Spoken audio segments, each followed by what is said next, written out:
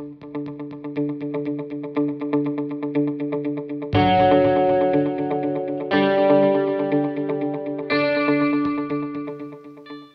up, everyone? I am Toker Tyler, and today I'm going to be talking Power Rangers Beast Morphers Episode 6, Hangar Heist. This was another solid episode of Beast Morphers, it really was. Every week, I enjoy the episodes, because it's just really good. It's really renewed my faith in Power Rangers, and it's just, every week I'm expecting something to go bad, but nope. This was another great episode, it really was, and there's really nothing more to say about it, so let's just get right into it.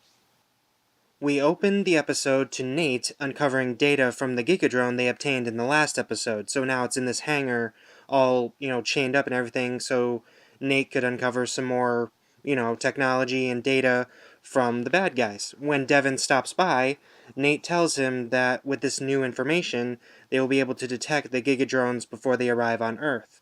So thanks to Devin capturing this Gigadrone, they have a better chance of stopping the next attack. So Devin mentions that he's always had great instincts and that it was a great idea to capture the Gigadrone for Nate to research and everything, so Devin's feeling pretty good about his decisions now. Devin stopped by to ask Nate if he could borrow some Morphs to power some rockets the Rangers have built. So they go to this park and they're going to launch a bunch of, I think, toy rockets, something like that. So they're just going to shoot them up in the air and then they're going to parachute down. It's a pretty cool thing. Nate says yes, and we see the Rangers with Ben and Betty in the park, ready to launch their rockets. So it's nice to see the Rangers having fun and not just training all the time. So it's a pretty nice moment, and hanging out like this is really cool. So after Ravi's rocket launches perfectly, Ben and Betty are next. Their rocket is really big and cool looking. It's like white and gold. It's really awesome. But they mess up the launch, and the rocket starts flying around and chasing them and then flies off into the distance. They say they must find their rocket because it belongs to their dad, the general, so they leave to go find it before their dad finds out and gets really mad at them. It's Devin's turn now, and with his rocket, and Ravi points out that the fins on the rocket are in the wrong place.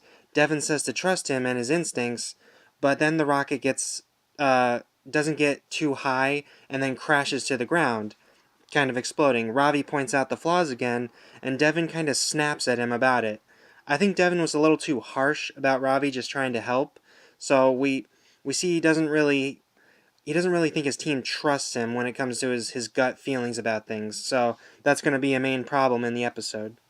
We then cut to the cyber dimension and Evox telling his avatars that he is fed up with losing all the time, mainly because the Rangers now have a Gigadrone and can use its data to stop any of their future plans. Evox hits Blaze with a blast, and we can see that Evox isn't just a hologram. He can actually harm them, so I was just wondering if he could actually do anything since he's trapped in a computer, but he can actually harm people now, and once he gets out of the cyber dimension, he can actually do some damage on his own. So we now know that he's not just a hologram and everything. So Roxy's avatar reassures Evox that they can get the Gigadrone back. They just have to find it and then set it free. Back at Grid Battle Force, the Rangers are running a simulation to combine their Zords in battle. So things are going well until they have to form the Megazord and fight the Gigadrone at the same time. Ravi questions Devin on how to handle the fight and that they should turn on the shields while they transform, and Devin tells him to trust his instincts again.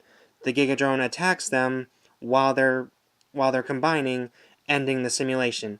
Devin is furious about Ravi not trusting him, and Devin storms out. Commander Shaw talks to Devin about how even good leaders can be wrong. Ravi has had more experience with the simulation with Blaze and Roxy before, and tried to help the team, but Devin felt like Ravi was taking over, so Devin needs to trust his gut as well as his team's experience from now on. So we then go back to Ben and Betty looking for their dad's rocket. They stumble upon the hangar where the Gigadrone is being kept, but they then see Roxy walking around the hangar doors trying to find a way inside. Scrazzle tells her he can make a Robotron to get her inside, and the siblings are worried, so they notify Commander Shaw that this is going on and that the Rangers need to get down here quick. The siblings try to escape, Ben and Betty, I call them the siblings. They try to escape, but Roxy sees them and fires at their rocket, and it starts going off again, and they fly away into the distance. Scrozzle's new Robotron arrives, and it's called Meltatron. He melts the front doors of the facility, and the Rangers arrive shortly. Roxy finds the hangar and begins to refuel the Gigadrone just as the Rangers run into the room. The Rangers transform and get ready to fight, and as they are fighting Roxy and the Robotron, the Gigadrone is rebooted and the hangar is under attack. The Rangers are left in the hangar with all the exits closing, so while Devin tries to make a plan, Ravi breaks free of his bindings and throws Devin into the hallway as the door closes. This way, Devin can get to his Zord and open the main hatch outside. The Rangers, Zoe and Ravi, continue to fight Meltatron, and Scrozzle decides to do some shopping with Nate's tech, so he teleports into the hangar while the Rangers are busy, and he finds that robot head from the last episode, and I have some theories of what he plans to do with it, but we won't go there just yet. Scrozzle leaves with his new toys and launches Meltadrone to Earth, so the Gigadrone of Meltatron. Devin makes his way back in his Zord just in time to fight the Gigadrone, and the other Zords are launched to help him because Devin's sword got melted, and now Devin needs to come up with a new plan. In the hangar, Ravi and Zoe both finish off the Robotron, but still have the other Gigadrone to deal with. So Devin uses the Meltadrone's weapon to open the hangar doors and lets his teammates out. They meet up with their Zords and join the fight. Now there are 2 Gigadrones for them to fight, and the Rangers begin their configuration to form the Megazord. Devin listens to Ravi's advice and puts up the shields while they're combining, and we finally get the complete Beast X Megazord. It's really awesome. Now, I've already seen this Megazord because of Go Busters, but seeing it this time with the American, lines is still cool, and it's really awesome to see it again. It's just the Go Buster Zords are always one of my favorite Zords. They're really cool. They charge up the Beast X blade and summon the Cheetah Beast Blaster to finish off both Gigadrones with the Beast X Hyper Strike, and it was really awesome to see that finisher again.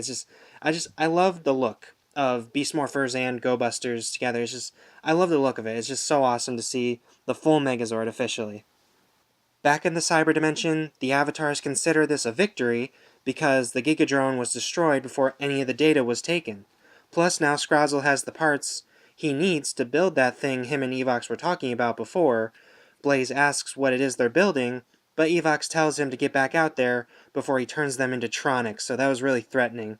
So Evox and Scrozzle are up to something big, and I bet it has something to do with that robot head, because this is the second time they've shown it in the series, and that's not just an Easter egg for fans to see, I don't think, because maybe he's building Evox a new body to take him to Earth, or I don't know. So something's going to happen with that robot head, I'm pretty sure. So we then end the episode with Zoe bringing Ben and Betty, who are blindfolded, back to the forest area to show them their fixed rocket. Devin and Ravi fix the rocket for them, and the 2 siblings are thankful that they don't have to tell their dad that they broke his rocket, and it's really cool. Devin then apologizes to Ravi for failing to listen to him, and promises to listen to his team from now on. After Ravi forgives Devin, Ben and Betty successfully launch their rocket to the sky, and that's episode 6.